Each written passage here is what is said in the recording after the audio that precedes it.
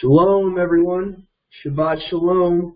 This is Brother Doug again from the Awakened by Yahuwah Assembly in Yahuwah Almighty and Yahushua Messiah. I'm here tonight on Sabbath night just to do a little quick study here, just to see how you guys how you would react to a study like this, and see if this is something you guys would want for me to do for you guys. And I think it's a pretty interesting type of study. We're going to be going into something that's known as, translations, Bible verses translated better in modern translations. So these are going to be specific cross-reference Bible verses that I'm going to be using specifically from modern English translations, like very modern ones. The New Living Translation, English Standard Version, and the World English Bible.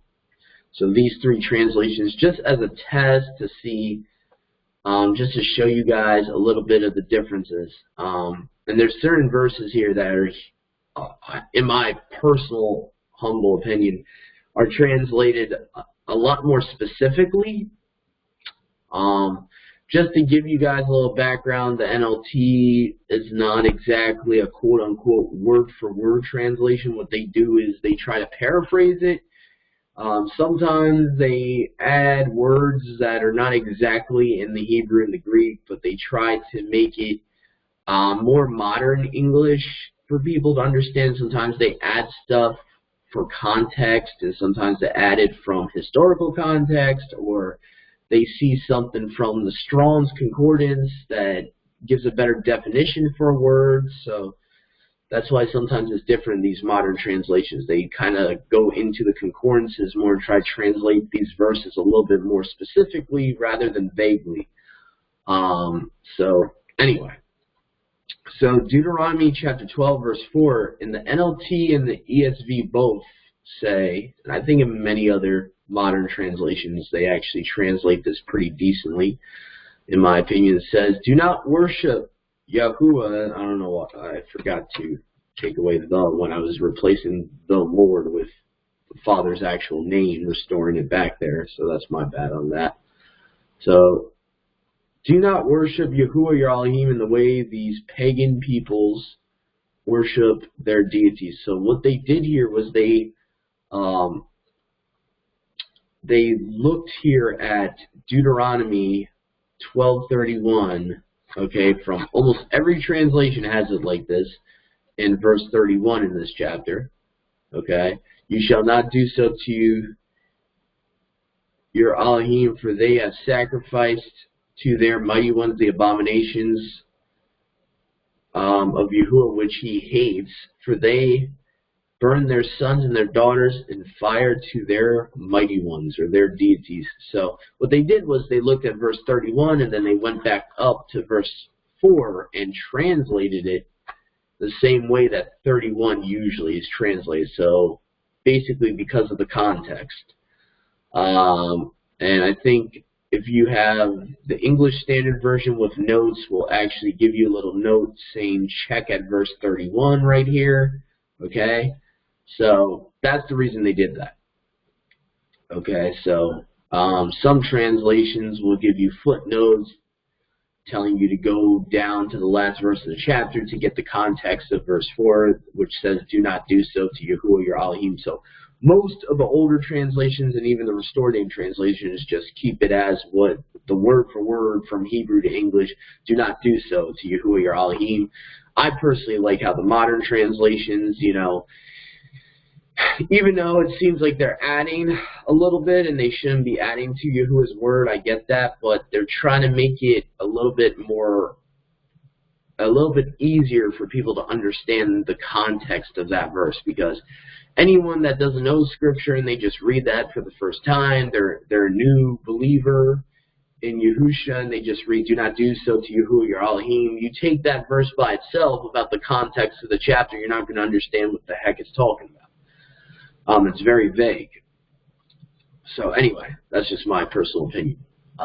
Sometimes I actually like these paraphrased Bibles, like the NLT, in my personal opinion, or the ESV. The ESV actually isn't even considered a paraphrased Bible, so it's kind of interesting the ESV and the NLT agree in that translation of that verse. So we're going to move on here to Genesis 6:4, and this is one of my favorites in the NLT. The way they translate it makes it very easy to understand here. So it says, in those days, and for some time after, meaning in those days, the days of when it was first happening. Then it said sometime after that, meaning a period of time after that first event, okay? Giant Nephilites lived on the earth for whenever the sons of, and I put Yahuwah here, it's probably supposed to be Elohim. I think I put Yahuwah here because that's what the Restored Name King James Yahuwah Bible has. But I'll be more honoring with the text here. It probably should say Elohim here, so my bad about that. Because the Yahuwah Bible actually says the sons of Yah. So that's just a little difference too. The Restored Name King James Yahuwah Bible, which I actually have in my possession right now just to show you guys. So that's right here. Okay, if you could see that. Alright, so it's the Restored Name King James Yahuwah Bible has a picture of the artifacts with the Paleo-Hebrew Tetragrammaton there.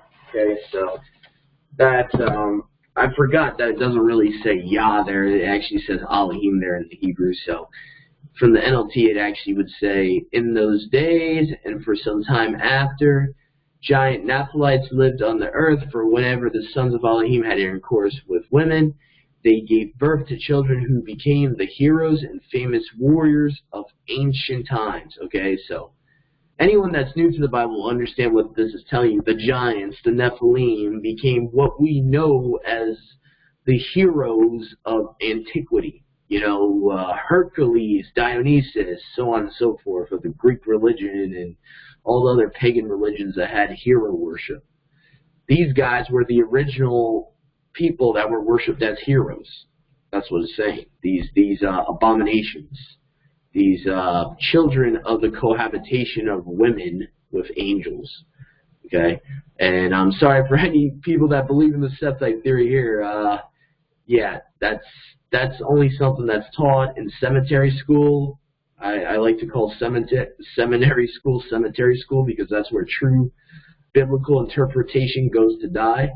I'm sorry, but there's no such thing as the Septite theory. It has no biblical presence whatsoever. It's completely a man-made doctrine, and it's not supported by any translation of the Bible. Okay, so anyway, moving on here. So Matthew 23, 1-3 in the NLT I really like, and again, it's a paraphrase, so there's going to be certain words here that are probably not literally in there, but what they're trying to do is it's almost like with paraphrase translations, they're trying to give you the meaning of the verse rather than a literal transliteration or translation. So says, then Yahushua said to the crowds and to his disciples, okay, pretty much accurate with the Greek here, okay, from what the Greek New Testament would be saying literally. Okay, the teachers, here is where they start the paraphrase here. The teachers of religious law and Pharisees are the official interpreters of the law of Moses. I kind of like that because that's true. They were. They were the interpreters of the Torah back then, the law of Moses, which is also known as the law of our Creator, Yahuwah. So essentially, those were the people back then. Historically, were, you know, the interpreters of the law. They were telling you how to keep the law, even though they obviously misinterpreted a lot of things of the word, and that was part of the problem. So it says, so practice and obey whatever they tell you. Okay, very similar to what you'll see in most Bibles in verse 3 there. Not too much deviating from what it says in the Greek, literally. But don't follow their example. Yeah, pretty much on point there. Don't follow their works. Don't do as they do, for they don't practice what they teach. I kind of like that modern terminology. They don't practice what they teach. They're hypocrites. So it's pretty simple here. You have you have them phrasing these two verses here as Yahushua is telling them, we are to observe the law of Moses, and the interpreters, the religious leaders at that time, the Pharisees were the interpreters of the law of Moses. We are to keep the law of Yahuwah, aka the law of Moses, but do not do as they do, as the Pharisees do, meaning do not follow their example. Okay? And then Matthew 15:17 to 20. In the NLT it says, don't misunderstand why I've come. I did not come to abolish the law of Moses. I kind of like how it's strongly showing that Yahushua is saying that he did not come to do away with it. Okay? Or the writings of the prophets. No, I came to accomplish their purpose. I kind of like that a little bit better than the generic, I came to fulfill it, because that's actually a mistranslation of the Greek word plero. Plero actually means to fully preach. So in a way, this paraphrase of I came to accomplish their purpose, I mean, that's pretty accurate if you compare it to fully preach, fully proclaim, which that Greek word, the original literal Greek word plero, is translated in the book of Acts when Paul's talking about preaching the glad tidings, the tube news. So, I mean, it's paraphrased, but it's pretty similar to a literal word for word meaning. It's a lot better than fulfill it, you know. I tell you the truth, until heaven and earth disappear, not even the smallest detail. And you know, I would have to look at the NLT right now to see if they put Elohim or what have it. This probably should be Elohim. Yeah, I'm probably going to put Elohim just in case they use the substitution of God. So just in case, I want to be careful. I don't want to be adding to Yahuwah's law myself, even with my notes here, my bullet points. So my copying and pasting of these verses from the translation. So it probably does. They probably do use the title of God, the substitution of God. So it would be, in actuality, it would be Elohim. Not even the smallest detail of Elohim's law will disappear until its purpose is achieved. So if you ignore the least commandment and teach others to do the same, you will be called least in the kingdom of heaven. Okay? So least and greatest in the kingdom of heaven. Pretty much the same thing you'll see in the King James and other translations. If you lessen even the least of the commandments, you will be least in the kingdom of heaven. So least of the commandments, least in the kingdom. But anyone who obeys Yahuwah Elohim's laws and teaches them will be called great in the kingdom of heaven. I'm pretty sure it's Elohim here, because if I remember correctly, they did not use the substitution of all caps L-O-R-D. If they did, then it would be the Tetragrammaton there. So anyway. But anyone who obeys Elohim's laws and teaches them will be called great in the kingdom of heaven. So pretty simple there, okay? All right, it says, and Yahushua Messiah was revealed as Yahuwah's son. So this is the 1 John chapter 5, 6 to 8, from the NLT and the Complete Apostles Bible, which is like a Greek Orthodox Bible, okay? So it says, and Yahushua Messiah was revealed as Yahuwah's son, the Son of the Almighty. And I think it actually does have, they did put the Tetragrammaton for Theos here, in the Restored Name King James, I believe. So if you want to look that up, they actually put back the Father's name instead of just having a title of Elohim as a name. Alright, so Yahushua Messiah was revealed as Yahuwah's son by his immersion in water and by shedding his blood on the stake, not by water only, but by water and blood. So his immersion is the water.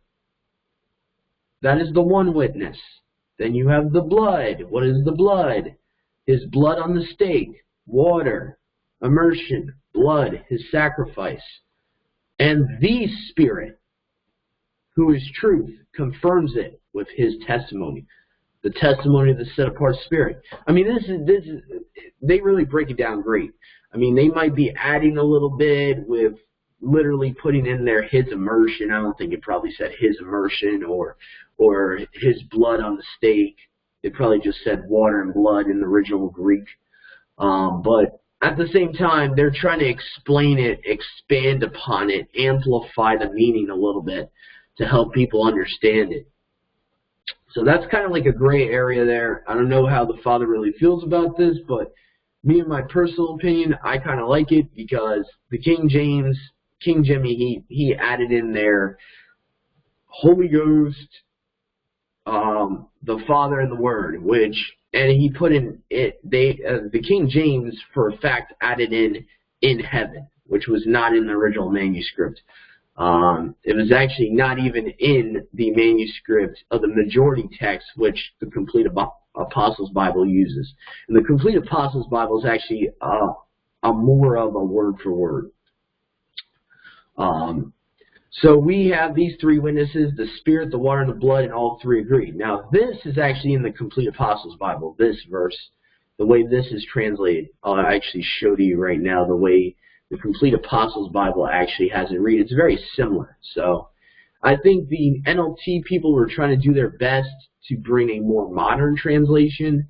I think where they honestly could have improved this translation was not adding in stuff that they don't need to add in, but or just leaving it in notes, you know, leaving it in their notes, maybe in the footnotes in the bottom of the page instead of adding stuff to the text. That's the only thing I would suggest for the NLT. And if they're still updating the NLT, don't be adding stuff in there to, you know. So let's see here. Let's see. So 1 John 5:6 to 8, Complete Apostles Bible here, as you can see, it says, "This is he who came through water and blood." Okay. Not only by water. All right. So I wonder if it says Yahushua Messiah or they added that in there. Okay, it does say Yahushua Messiah, right? Even in Textus Receptus. "This is he who came through water and blood, Yahushua Messiah, not only by water, but by water and blood, and the Spirit is he who witnesses, because the Spirit is the truth." So you have water, blood, and the Spirit. Not the Father, the Word, and the Holy Ghost, okay? That are in heaven. In heaven is not there, okay? For there are three that bear witness, okay? Nowhere does it say in heaven here. The Spirit, the set-apart Spirit, the Father himself, the water, obviously, you don't need immersion being put in there or added in there to understand it's talking about his immersion, his baptism, and the blood, obviously his blood on the stake, you know. So that's the only thing I would recommend for the NLT to fix that, you know. Just word it like the Complete Apostle Bible does, you know. It's pretty simple. And it says these three agree as one, or they're all in agreement. Either way, you know, they agree. These three agree as one singular, basically, witness. That's how I would interpret it, okay? For some reason, the Byzantine majority text does not have this. I don't think it's a big deal because it has nothing to do with the Trinity here, or it can't be used for the Trinity anyway. Okay, so I think, oh, okay, I see what it is. It's numbered differently. Okay, that's kind of weird. Let's see, it's kind of weird. So anyway, but it says in verse 8 in other manuscripts, it will say, "The water and the Spirit and the blood, these three agree in one. If we receive the witness of men, the witness of Yahuwah is greater, for this is the witness of Yahuwah which he has testified of his Son." Okay, you know, as you go further on into the chapter. So the whole chapter is about how these three witnesses, the immersion, Yahushua's sacrifice, and the set-apart Spirit itself are three witnesses, but that all agree, okay? So, and I think that the Scripture's 1998 worded that way, actually, in verse 8. So, anyway. Okay, so Deuteronomy 32:68. This is a big one. Okay, this is a big one. So I'm going to read from the Modern Septuagint here, which says, when the Most High assigned lands to the nations, when he divided up, okay, so this is the NLT here, okay, which doesn't deviate too much from the Septuagint, which is kind of interesting. So Deuteronomy chapter 32, verses 6 to 8 says, when the Most High assigned lands to the nations, even when he divided up the human race, okay, sons of Adam, humans race, that's not too bad. It's pretty accurate there. It doesn't deviate from the Septuagint there too much. He established the boundaries of the peoples according to the number in his heavenly court. Yeah, so what they did was, instead of sons of Elohim, or it would actually say the angels of Elohim in the Septuagint, and actually in the Yahuwah Bible, they actually, wherever it says Elohim as a title, they actually use a shorter poetic version of Yahuwah's name, because the author of the Yahuwah Bible doesn't believe that Elohim was even a valid title, but that's a whole other topic for a whole other day, my position on that. But either way, Yah or Elohim, you get the same point. The angels of Yah, you know, I'm not against that either, because Yahuwah's name is Yahuwah, not Elohim. So if it's talking about the Father by name, it probably would have been originally in the original text, the original Tanakh, way back when. It probably would have said the angels of Yahuwah. So I'm not against that either. But, you know, to be honest with the text, it does say Elohim in the Hebrew. The Hebrew text we have now says Elohim. So anyway. But what the NLT did here is they kind of paraphrased it here, and they said according to his heavenly court, the number of his heavenly court instead of the number of the angels of Elohim. I mean, similar. It's similar, okay? The B'nai HaElohim are the heavenly court, so I mean, you know, it's similar. They're giving, like, instead of a transliteration, they're giving you a definition in that translation, okay? And the ESV actually is a little bit more literal. The English Standard Version would say the sons of Elohim. So again, sons of Elohim, angels of Elohim, which, by the way, in the book of Enoch, those sons of Elohim in Genesis 6:4 that went into women actually are proven to be angels in the book of Enoch, because literally they're called the children of heaven. And in other extra biblical books like Jasher or Jubilees, I believe one of those books actually calls them angels of Elohim. So again,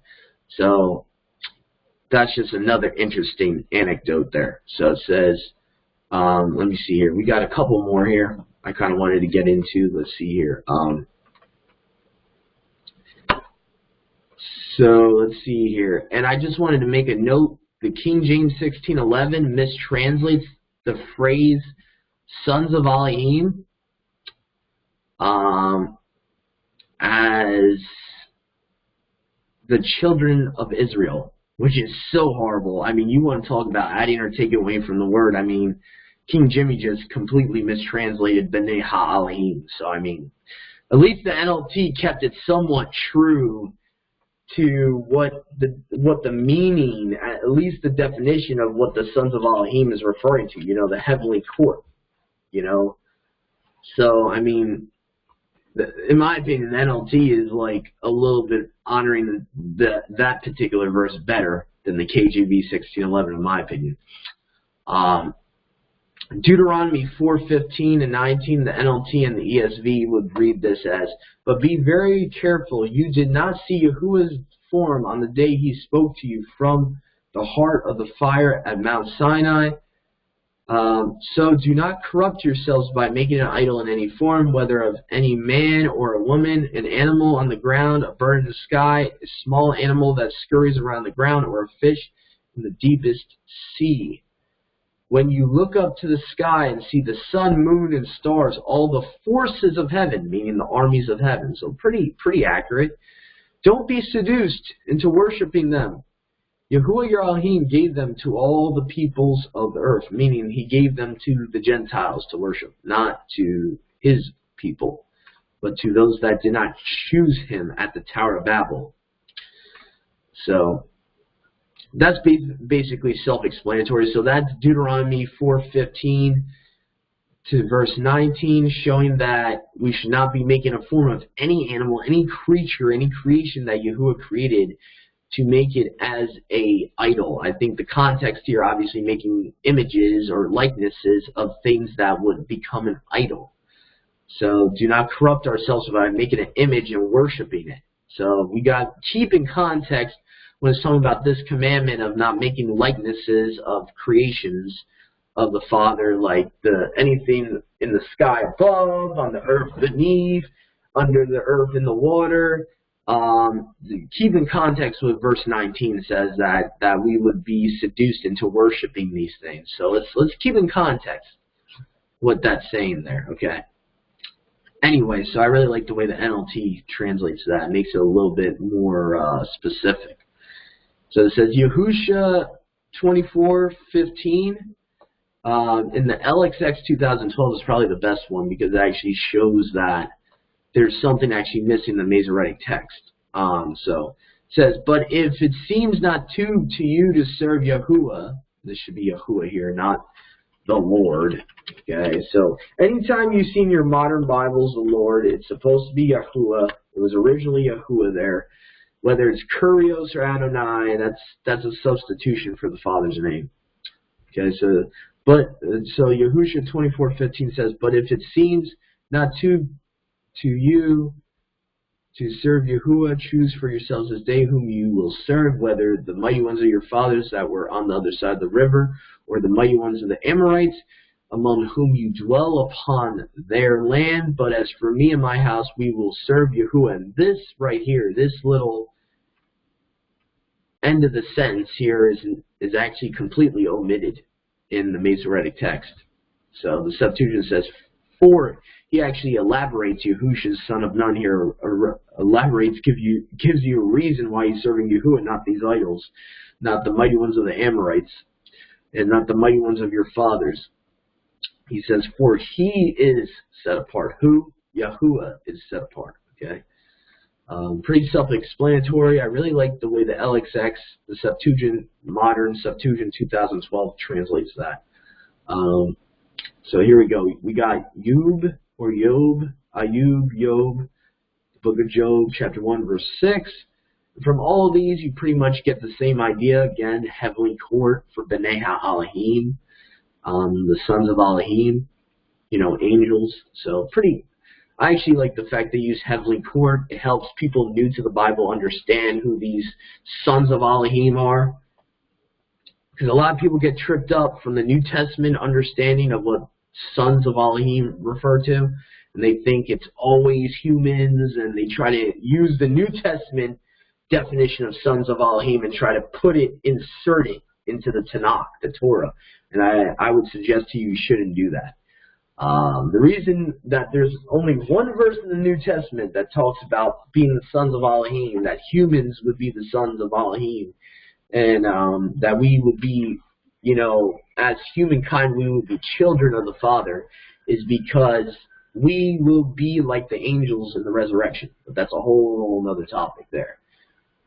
So anyway, but I can assure you the Old Testament definition of Bnei HaElohim always is angels, the heavenly court.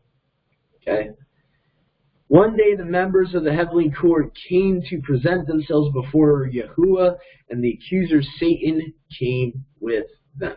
So yeah, pretty accurate for a paraphrased Bible, pretty decent. And in the modern Septuagint of Genesis 49:10, a lot more specific about the messianic prophecies here, says, a ruler shall not fail from Yehuda, nor a prince from his loins, until there come the things stored up for him. Who? The ruler that comes from Yehuda's loins, Judah's loins. Okay, the Messiah comes from the tribe of Judah. You follow me here? Okay? Until there comes things stored up. Until there come the things stored up for him. Who? The one that's coming through the loins of Yehuda. And he, the Messiah, Yahusha, is the expectation of nations. Now, Masoretic text would have you believe he's just Shiloh, that he's just peace. He's that this person that comes from Yehuda is just going to give peace. So, again, a lot more specific with the Messianic prophecies. That's what I like about the modern Septuagint, too. So here we go. It says, in the Bretons English Septuagint, which technically is a modern Bible. It's a modern English Bible. It's made in the 1800s, just before the 1900s. So technically it is modern in the sense that there was Bibles from the 1700s, 1600s, 1500s, even 1300s, like 500 years before this English translation of the Septuagint Old Testament. So, I mean, technically it is somewhat of a modern translation. Anyway, Jeremiah chapter 23, verse 27 from the English Bretons 1851 translation of the Septuagint. It says in Jeremiah chapter 23:27, who divides that men may forget my law, now this is key here, by their dreams, which they have told everyone to his neighbor, as their fathers forgot my name in the worship of Baal. So the reason why we have the Lord God as a substitution for Yahuwah Elohim, the Father, Yahuwah Elohim is a title and basically is universally equal to the English phrase mighty one or deity in the Greek. Okay? So the reason we have the Lord, Kyrios, Adonai, however you want to say it, as a substitution for the true tetragrammaton, Yod-He-Uah-He, Y-H-U-H in English, the reason why it says capital L, capital O, capital R, capital D in your Bibles is because of this. Back in the days of Jeremiah, even before the Babylonian captivity, the Judeans were already apostate and starting to worship Baal. And so Baal would have been known as Lord in English. So eventually they started substituting Yahuwah's name, and they would worship Baal. So they would, they would probably, I'm just historically thinking here, theorizing they would probably pray and say Lord, and, in the Hebrew it would be Baal. So anyway, so that's Jeremiah 23:27 from the LXXE, Bretons in 1851 translation of the Septuagint. So hopefully this shows you guys that this is one of the reasons why I don't trust in just one primary translation, because I like testing all translations for this particular purpose. Because sometimes even the modern ones that are paraphrases, you can get more of a better understanding of the context of the verse and of the chapter. So hopefully this message has piqued your interest, and if you guys are interested, please leave in the comments section. If you would like to see a series, I could do a series of this stuff and do more of a wide variety of other modern translations and different verses. I mean, this is pretty much just a test to see if you guys would like to see content like this. All my subscribers, any new viewers, and any brothers and sisters out there that would like to dig into this with the differences of the translations. So thank you for coming by today. Have a great rest of your Shabbat, my brothers and sisters. Shabbat Shalom. Goodbye.